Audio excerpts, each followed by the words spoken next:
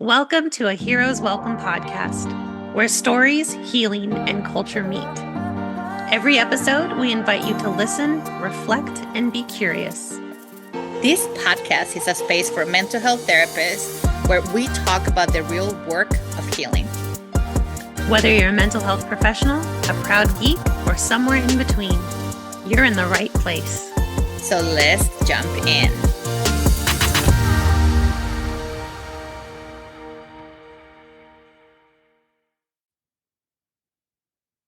Welcome back, listeners. Another special episode of a Hero's Welcome podcast. Liliana, it's you and me today. It is just the two of us. By the way, we're also wearing green today. I was like, how appropriate, how in sync are we? Maybe a little too in sync, but it's actually going to be really helpful for our topic today. Yes. So, as you know, if you've listened to any of our podcast episodes before, if you've listened to us talk and teach, Liliana and I are both LMFTs, so licensed marriage and family therapists, which means we are system thinkers. We are system thinkers. And no shade to our social workers, but you're not in the room right now. It is two MFTs. And we would like to talk about the system in which we find ourselves working. So because we don't think it's working. Yeah, it's definitely not working. And in that, like, zoom out and everything around you is systems. Yes. Everything. But today we want to be talking about the systems in our field. Yes, we do. And if you are new to the podcast, please go back and listen to some of our other episodes so you get a flavoring. Because today's a tough topic. Yes. It's an important topic, and we anticipate it's not going to be a well-liked topic for many. And that's okay. That's okay. That's what we are here for. Yeah. We have been talking quite a bit, Liliana, lately about the system in which we are working, our professional field. Yes. Which is a large umbrella system, right? Because things are slightly different based on licensure or state. But you and I are in very similar professional circles and systems. Yes. And we've been running into, both through consultation supervision, but also our own experiences lately, of the system just not working. Mm-hmm. Specifically, not welcoming either new voices, new ideas. Mm-hmm. It seems like we are in generational patterns where we believe that the older that we are and the older in the field specifically that we are, that we know more and that we should mentor others. Mm-hmm. Yeah. And we're pro mentorship and supporting and consultation. Like that's something that we even offer and help people. And what we're running into is kind of this old school mentality that is not,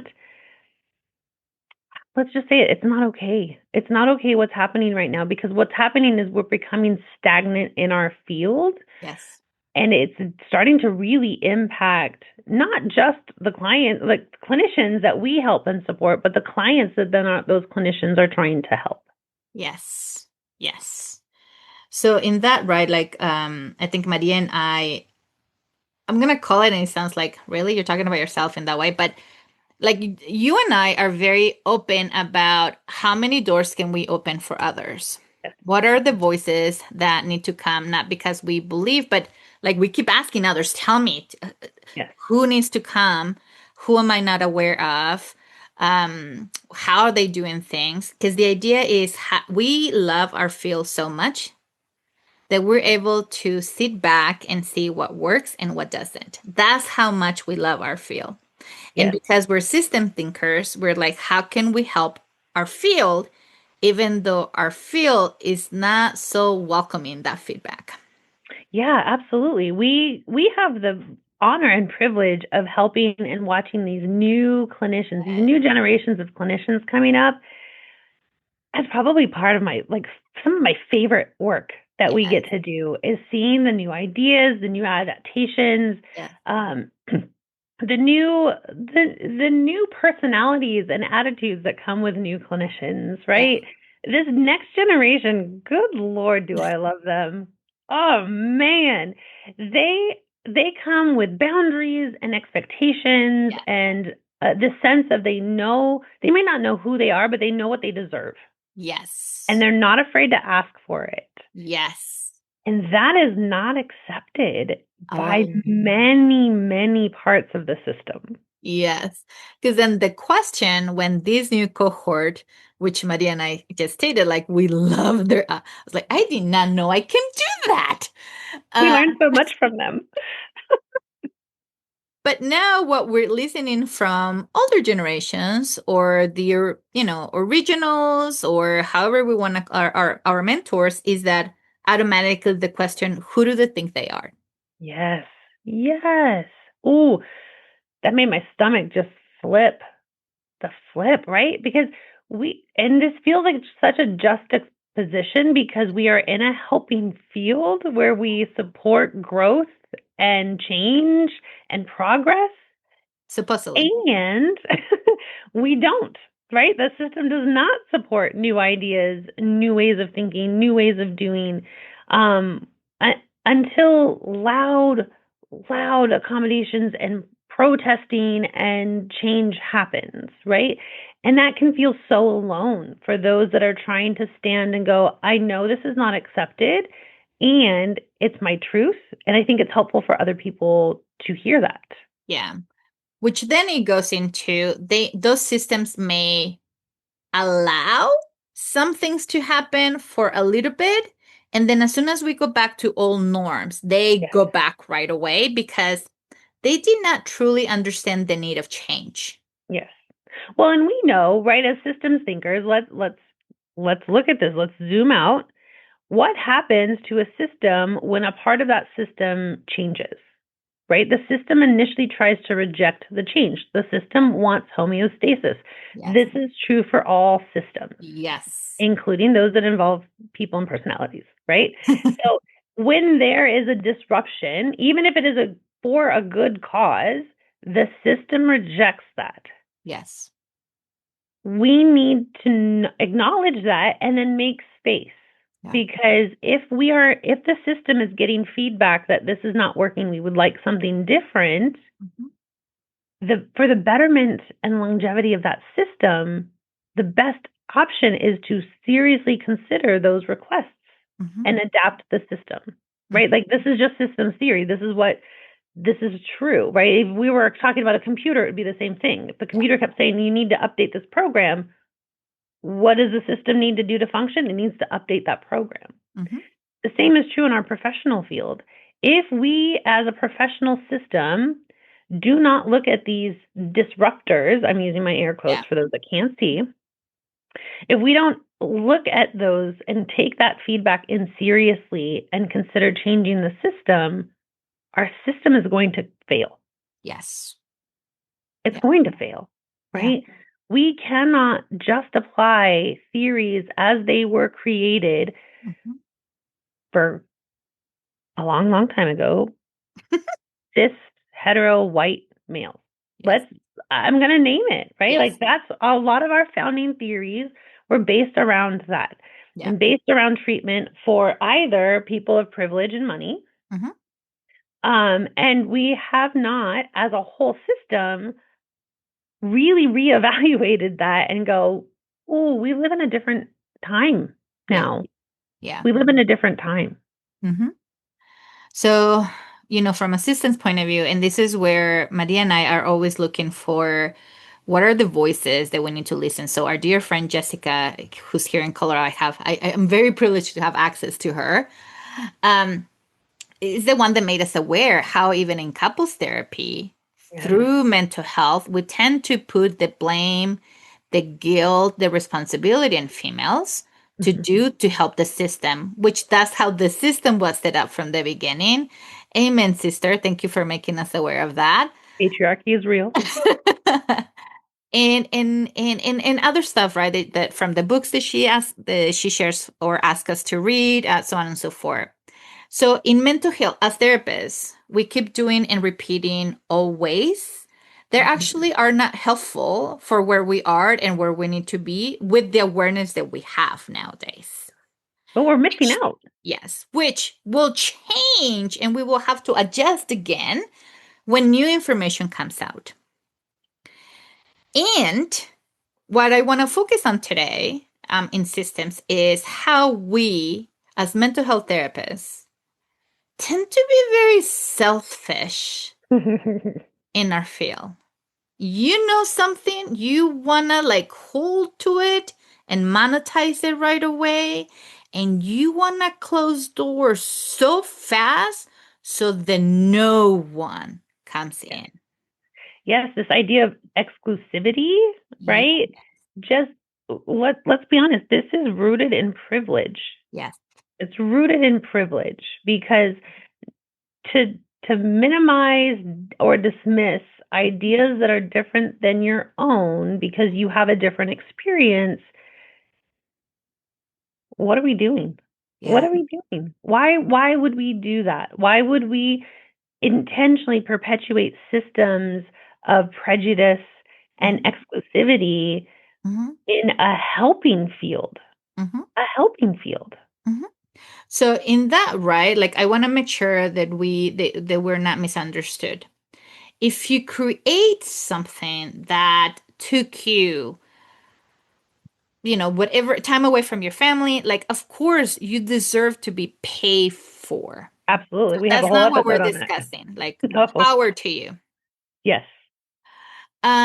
If whatever it is that you're doing, and if you're working, like there's a different system there, and we want you to be compensated for it because again, we're naming the resource of time, the thing that no one can pay you for because they're paying you Yes. for knowledge, they're paying you for all these things.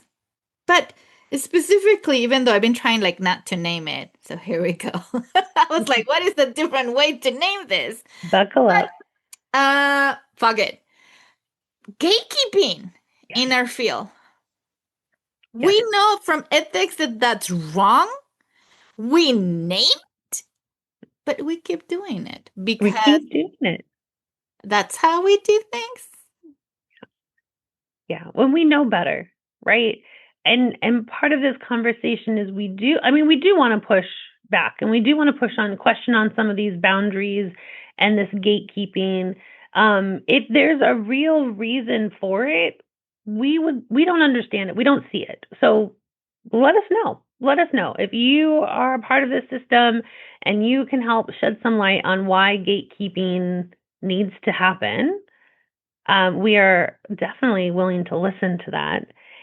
And we've got some questions Yeah. because how is it serving our profession Thank and you. how is it serving the clients that we serve, which are all of our home communities, right? We serve our communities.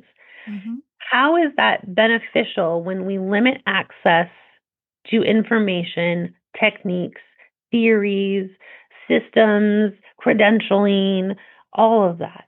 Mm-hmm. What is the benefit of making something exclusive and unattainable for those on the ground doing the work? Oh, so let it sink in Oh, again. I got tingles all over. Because it doesn't make sense. When we chose this career, one, I hate the word being at service, but that's exactly what it is, right? Like Yes, we wanted to help others help themselves, yes, right? Because we cannot go through this idea that we know better and you have to do what, because that is completely wrong. This is not our field. right.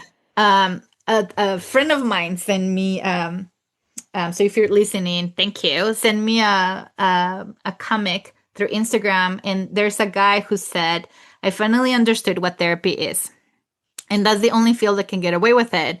And I'll share it in social media, or I send it to Maria so she can share it in social media.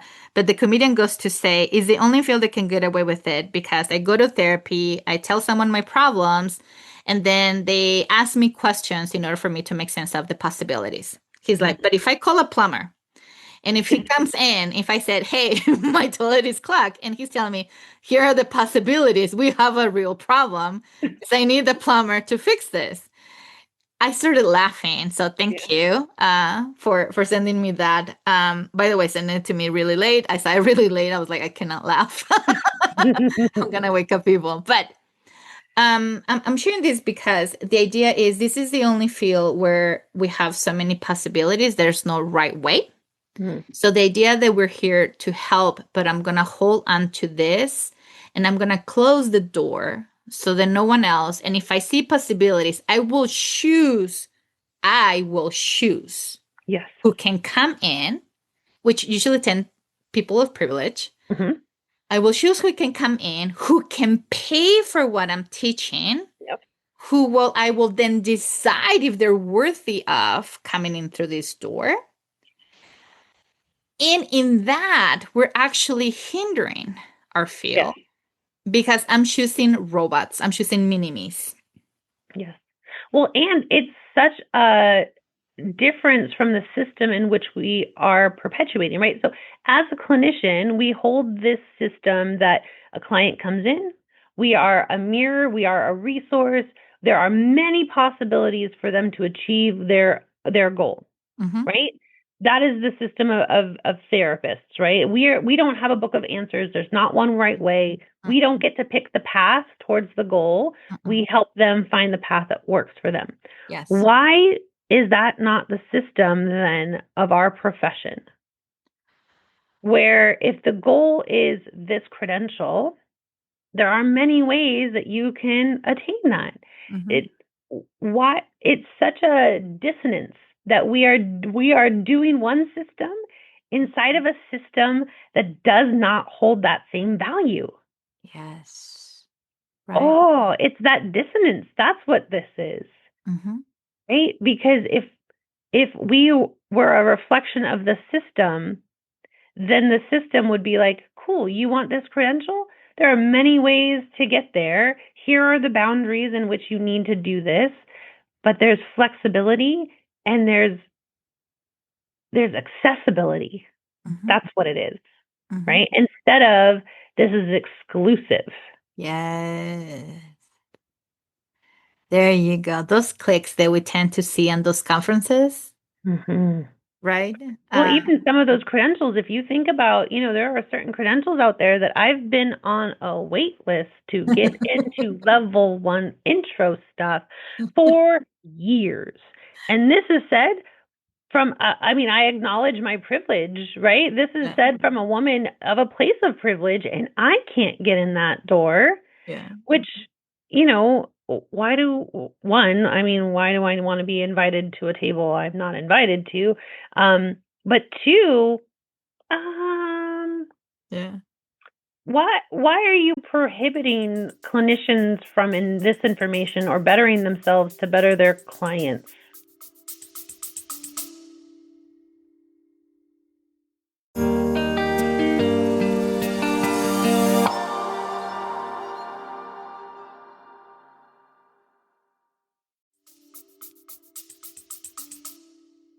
I remember asking that question, but from an association where I wanted to go volunteer to provide a different point of view. And I was rejected because one, I'm too loud, me. Two, I think outside the box. Okay. But two, I don't have the right skin color. I don't have the right credentials. Or I don't, and I said with our credentials, not because don't have the same foundation, which we do. We do. But it was the credentials that they were looking for. So unless they have a cookie cutter, they're like, you're not welcome here. So that gatekeeping or models asking supervisors, unless they meet these requirements, do not let them come in. Or like we can keep naming all these systems that keep repeating these things. And it's not helpful. I have to say, I remember, and so there's two things that I want to say here. I feel like Lisa Dion should give us a fee for how much we name here. We're not trying to name drop. Yes, but I remember when she said, what is the fantasy that we have created? Yes. Right? Either with our clients, with their families, with the kiddo, or with the system. And I think the fantasy and the system that we're talking about is that if we're mental health and we know the impact, why are we not doing differently? Yes. And so that's a fantasy, right, of social justice, that it's a fantasy because the system was not set up for any of this. Yes. No, yeah, the fantasy is that the system is set up for us to be successful. Yes. That's the fantasy. Yes. And then the social movement is things are not equal. Can we make it equal? That's the fantasy. Dismissing that the systems was not set up from the beginning for any of this. That's the denial. Hmm. Yeah, absolutely. Absolutely. Why can't we take a moment to pause and as a system and reevaluate what is working, Yeah. what is not working, and not for the people at the top, Mm-hmm. for the people doing the work, the Yeah. people who want the access, right? What is working and what's not working, and where do we need to make some shifts and accommodations, right? But I think you just name it there, right? Which is then this is the political side. Mhm. That once you get to the top, you're not actually, you make so many promises to make to the top. Yeah. But then once you get to the top and the political side, if you understand political science, is that I will do everything to stay on top.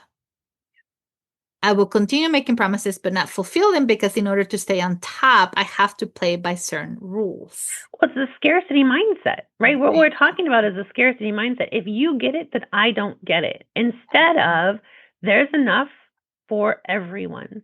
Yeah. There is room, right? Like if there's not room at the table, we make a longer table. We don't close the door. We make a longer table. Mm-hmm. And we preach that. We preach that to clinicians who then preach that to clients, but we are not getting that support from the system in which we are working. Mm-hmm. Our Mm-hmm. system is like, ooh, do you fit this mold? Do you check these boxes? And do we have a want for you to be at the table? Yes. Right? And Yeah. I think that's it's such a disservice, but it really truly makes me angry at the system because we are punishing Yeah. for the lack of resources that our clinicians have. Mm-hmm. And that is not right. And that's another failed system, right? But when we are looking at these systems that say, oh, no, you need to pay your dues. Oh, I hate that. Yeah, I know you do. That's why I said it. You need to pay your dues. You need to sacrifice like I sacrificed. This needs to be almost miserable for you for it to be worth it, right? Like you have to suffer to obtain this thing. And then once you do, you need to make sure nobody else can take it away from you. Yes. Which, Oh, as an older child and migrant and minority, and still holding privileges, right? yes. Anytime that someone tells me you have to pay your dues, then I go into who decided on that dues. Do I have access to that meeting so they Right. can advocate? Who said it? I want names and numbers. I have a problem with this. Yeah, yeah. What's this old mentality of paying your dues, Oh right? That you God. must suffer before you have access to make your life easier, your client practice better, your whatever this is, right? Whatever you're seeking out. This idea that you have to suffer and sacrifice to make it worth it makes me really question if it was worth it in the beginning, Yes. But right? yeah, that you have to suffer, that you have to sacrifice. Excuse me, what? Aren't we doing enough of that? Just surviving? Have you stepped outside? Well, and that's been my complaint, right? We also recognize that these decisions and rules are being made by people who sometimes have never had a clinical practice, Oh my God. or it's been a long time since they have had a clinical practice, so they don't understand what clinicians are dealing with right now. They are working on old information based on Yes. their own clinical or lack thereof Yeah. experience Yeah. in a time that doesn't exist anymore. Yes. The voices that need to be at the table are the ones doing the work every day. Right. And those are the voices that we're trying to exclude because they have not paid your dues or they don't have leadership skills or they don't have the proper training. Well, then give it to them for crying out loud. Yes, give it to them. And the more removed you are, the less access you have to what we're discussing. Yeah. Your voice doesn't count as much if you're not doing the work, right? Like, and that is our position, right? Yeah. And that is, that's why we both continue despite growing. We both have clinical Yes. clients and caseloads that we're still doing because it's a value of ours to Yeah. make sure that we are in touch with what our supervisees, our consultees, our group is doing and experiencing in the clinic room. Yes. We could have such a better system, which would then in turn have healthier supported clinicians instead of this. I went to a recent state meeting and they're talking about the lack of employment because people aren't working, they're not staying in our state, they're seeking employment elsewhere, or they're leaving the field. Yeah. That's been the other thing. We have Yeah. been doing so much supervision and consultation around people leaving the field completely because Yep. they're burnt. They're burnt out from a system that does not support them. Mm-hmm. Or they're making the barriers higher, right? Like we have how many credentials, specifically one that I'm thinking of, So many. that keeps putting someone in power decided to micromanage and put barriers to decide who's worthy of coming for that credential, not focusing on the need of the credential. Yes, and we are not saying there shouldn't be requirements, right? Like we believe that yes, there needs to be you need to be able to show and prove that you've taken these skills in and that you can do it effectively and that you're not going to do harm, right? Like we believe that to be true. We're not questioning the need for, a structure around show that you've learned it and that you're going to use this information safely and ethically. We're not questioning that. What we are questioning is why is the access to that a barrier for clinicians that they cannot, some of them cannot overcome financially, time, whatever, the application process, the screen, whatever it is. There was a episode, I think last year, and I shared with someone very predominant, which I will not name to honor our private conversations, but how she made me aware. And I said she because our field is the majority female, so it's easier. It's easier to use that. Take your guess. But when she made me aware that when our field started, it started with privileges. It was professors at universities who mainly was actually males back then, who had the salary was not an issue, housing was not an issue, like things were providing for them.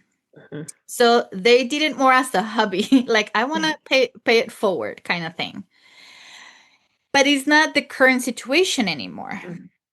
The majority of the people who are going into this field going to help, but they don't have salary or housing secure, and they're struggling to, and that's why they're leaving. They're struggling to make means when the theory is that as a first responder, even though we're not recognized as first responders, that we have to sacrifice. Then insurances, payers will tell us that we have to be available 24/7. And then agencies tell us that we should work 40 hours a week plus note times, because that's not included there, because we will judge you if you do your notes during the session. Wink, wink. So it's all these systems that have something to say about us. We did not participate it or voted. No, you're imposed upon it. These systems work, yet we have individuals holding onto that door to not let anyone else come in and treating us as if they just know more than we do, discounting either life experience, training, backgrounds, all these things that makes us different but unique that adds into our field. Yeah, it's this, when things are questioned, the initial reaction is rejection, anger, right? They take it personally. And let's be really honest. We need to be questioning everything because that's what keeps us relevant. It keeps us informed. It keeps us safe. And it keeps us being able to do the work that we need to do. Right? Is through questioning these old ideas and old systems. I my fantasy is having all of the new voices at the table and being able to say, okay, what works for you now, Yeah. and how do we make that accessible to everybody? Hmm. And even on that, right? Again, I want to come back as I love sitting at different tables because I keep learning from everyone. Mhm. So if you know anything about me, you know that I sit in a lot of tables. Yes. Um, and I remember having a conversation with someone here local in Colorado and telling me, we have the founders of, or, the originals of, and I said, look, I don't want to dismiss. I'm here to learn. What Mhm. is it that they know that I need to know? Yes. And are they open to make it easier or for new ways of? Yes. Because of my background. You are calling me because of my background. So am I going to go into a system because they believe that they know more? They're going to reject anything that I do. That's gatekeeping. They're going to close everything on me. Or are you bringing me and sharing this with me because you want me to know so that I can listen so I don't have to reinvent something that works? Yes. But also, are you open for the feedback that you're hiring me potentially so that I can come and give? So is that give and take? I Right. do not want to go and reinvent my grandma's recipe. It is fucking great. However, as I'm aging and I cannot eat the same ingredients, I am making adaptations to recreate her recipe in a way that my digestive system is not going to reject it right away. And I'm going to feel good about it because of that emotional connection, right? So, gatekeeping, can you like fucking stop it? Yeah. Can we be really curious about it, right? I'll be the gentle one today. Okay. Can we be curious about why you feel the need to gatekeep and make access to what you have, what you know, difficult or unattainable for the majority? I just want you to be really curious about that. Why are we doing this? Yes. And if you're in a system and you would like to be a disruptor of that system, join us. Yes. Because let's be honest, if you hire Liliana or I, you are hiring a disruptor of the system. You're gonna hire what you're hiring is someone who's gonna come in, they're gonna observe, they're gonna learn, they're gonna take this all in, and then they're gonna tell you how to do it in a different way. Yes. If you don't want that feedback, we are not the ladies for you. And you might find yourself in a system going, I am questioning this. I don't think this makes sense to me anymore. I would like to be a disruptor of this system and question it because not because we want to dismantle it completely, but there's a better way. Yeah. There's a better way. And are you open to hearing what that might be? Yeah. Can you be uncomfortable Hmm. in change? This is something we say all the time. We promote change. We are agents of change. That's why people come to us, is to help them change. Hmm. And yet, when we as clinicians are faced with change, or systems are faced with change, we reject it. Hmm. We struggle with it. Hmm. So I guess, what we're suggesting is can we become aware of the system that were in place to benefit people on the top? That's Yes. one. Can you be curious of the intent, either of you or the people around you, holding, blocking that door? And Mhm. if you truly believe on what you chose in this career, can you question? Can you be curious about why are we holding those doors, those barriers? Why are you so invested in being a gatekeeper? Yeah. Right? I was gonna say there's no judgment, and actually there's not. Like if you're that person, own it. Fucking own it. Yeah. And live by it because that's important to you. The question for us is, are you aware of what you're doing? Because in that, when you're closing the gate so close, there's no airflow, there's no Yeah. movement, there's no growth. You Yeah. get stuck. Absolutely. Oh, I love that. I love that so much. And yes, I mean, we are questioning the gatekeeping and the systems, rejecting change and new voices, partly because that's what we do. That's a value of ours, and we're happy to be disruptors. And it's not just to be a pain in the ass. It is because we see the value of change and adaptation for the betterment of the majority who are doing the work. And a lot of these systems the people making the decisions are not reflective of the people who it's going to impact, the people doing the work.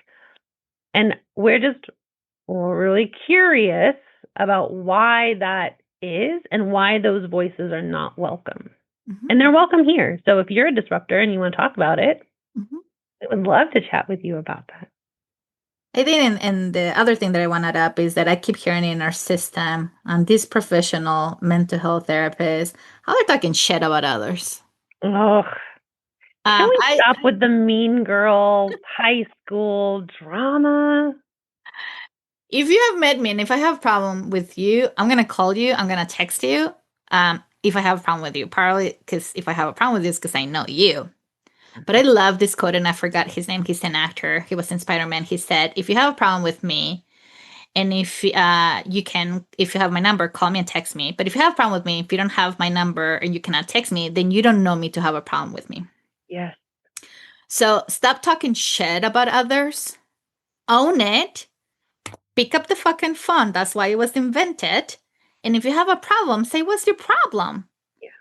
But learn also to separate your personal and the professional.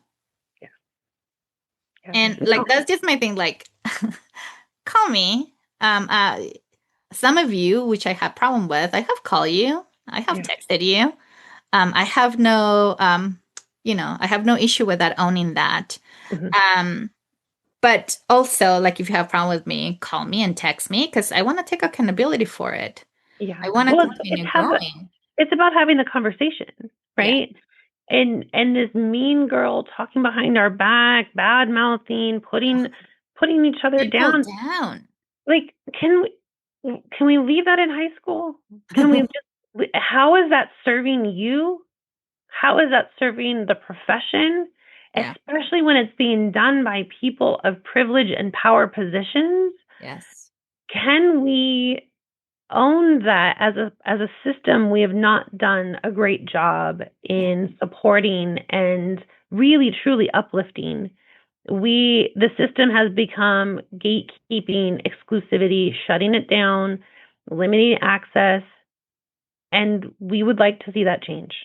We would like to see that change. I know we are actively taking steps ourselves, and we are very much encouraging and supporting other people to take safe steps in that direction too. Mm-hmm. But absolutely, can we be kind to each other, even when we don't agree or like each other in these realms, right? Like, if we can disagree about a lot of things, we absolutely can, and still be kind to each other. There are certain values that, Liliana and I have firm stances and lines on. Yeah. And if that's the case, then we can agree to disagree and disengage. That does not mean we need to continue to tear down, bad talk, slander, and put down other people in our profession. We are better than that. And if you're listening to that, right, like, also pay attention to, I like to pay attention when people tell me, like, so-and-so, blah, blah, blah. One, dismiss it, like, don't add to that anything. But then I like, as a system thinkers, I like paying attention to patterns. What is it that is being repeated? Yeah. And that gives me so much information. So just be curious, own who you are, fight for what you believe, separate. When you are a therapist providing a service, you're not invisible.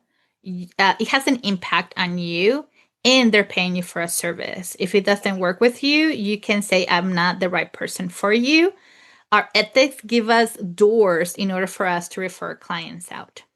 It's the same too with systems. If you find yourself in a system that's no longer serving you, or if this conversation is sparking a little bit of disruptor energy for you, question the system and find a system that's more in line for you. Yes. And so separate that. Do I need this system? Do I need this credential? Who benefits this? Mm-hmm. How this is a fair exchange? Another phrase from Lisa Dion. How is this a fair exchange? And if it's not, why am I here? Right. Why am I doing it? And give yourself permission to make a different choice now. Yes. You can pause at any point. Yes. Reevaluate and make a choice that's better for you. Yes. So stop it with the hashtag, stop it with I Mhm. stand with, stop it with because The we mean see girl. you. Yeah. Yeah. And let's look at how our actions professionally Yeah. impact the greater system of professional, identity and culture that we have. Yes. Can we move towards more acceptance, Hmm. accommodations, Hmm. and if we disagree, we can do it like adults? Yes. You know? Yes. I know I'm celebrating 50 this year, so I'm I like know. embracing it, right? I keep smiling. I don't have time for this shit. But let's be honest, nobody does. The work the Yeah. workload is so much. So much. And Yeah. I think a lot of this comes from those that aren't doing the Yeah. heavy lifting and they have the time and space, I guess, for this. Yeah. Um, can we put it to a better use? Yes. Amen. Yeah. Right? So please look at your systems that you're involved with, question them, Be be a curious. ethical disruptor in them, and know that you're not alone, even when it feels like you might be the only one doing it this way. Or please don't feel like it's a burden when you need to ask for accommodations. It's not. It's Mm-mm. not. And if you don't hear that from anyone else, you hear that from us. Yes. It's not. You Yeah. are valued, you are wanted and needed in this system, Hmm. and we would love to see some shifts in these systems to be more accommodating to that. Now, so we started with we're in MFTs. Even our association is not perfect. No. And we also name that, but because of that, also we want to name what works and what doesn't work. We love thinking in systems. Mhm. We love not only helping our clients, but also supporting our colleagues. And we're able to zoom in and zoom out and see what works and what doesn't. And what works, Maria and I are committed to not repeat it. Yes. And what works, we are committed to share it Yeah. Yeah. because we cannot be the only ones holding this information. We Mhm. want a lot of clients to benefit from this. Yes. Yeah. Yeah. So I would like to zoom in one more time and just put the value for what you're doing. If you're listening to this, if you're taking the time to hear this conversation, I just want you to hear that the work you're doing is so necessary. It's so valued because I know you're not hearing that in the system. And then I want to zoom out and tell the system, if you're listening, please be really curious and start questioning why we do it the way we're doing it and be open to those newer voices because there's a better way. There's a Yeah, better way. they're teaching us so much. Ooh, so much. So much. Keep it coming. Keep it coming. And we're all going to be better for it. Our Yes. profession will be better for it. We're better clinicians for it, which then in turn means our clients get better care. Yes. So we will leave you with this. The conversation that we were having is how we are bridges right now between generations. Yeah. We are in the middle understanding what older generations did and why they did it because we became very, very curious about these systems. Yeah. And then now we're seeing the new systems coming in and we are energized and we like what they're doing. They don't know everything yet. Like sometimes we're like, oh, sweetie, Yeah. this is No your system is path, perfect. but go Yeah. for it. So being a bridge between this gives us so much richness in regards to understanding systems, and that's why we wanted to talk about it today. And then just say, hey, systems, just look at you, look around you, and if it's working, but if it's working to maintain a system that we're naming is no longer working, do you really want to be outdated? Isn't that your fear? Yeah. Um, and if it's not working, what are the voices that need to be around you? Not because you're interested in someone who thinks like you, because that doesn't allow us change, but what are the voices around you in order to be adaptable and continue with the change? Yeah, absolutely. Change is inevitable Yes. and it's also necessary. Mhm. we could be in a better position if we embraced it rather than being scared of it. Yes. Right. So, that is so beautiful. Yeah. Love this topic today. Spicy Yes, today. it was. We were spicy today. We were, but we do appreciate you listening. We do appreciate you questioning. We don't have it all right all the time either. No system is ever going to be perfect. No. But taking that accountability is important. Yeah. So until the next time, take good care of you, and maybe just be curious about the systems around you. Love that. Be curious. Till then, bye. Thank you for joining us on the Heroes Welcome podcast. We hope you found inspiration, insight, and maybe, just maybe, a little fun along the way. Don't forget to subscribe, leave a review, and share this episode with your fellow healers. Until next time, stay curious, stay playful.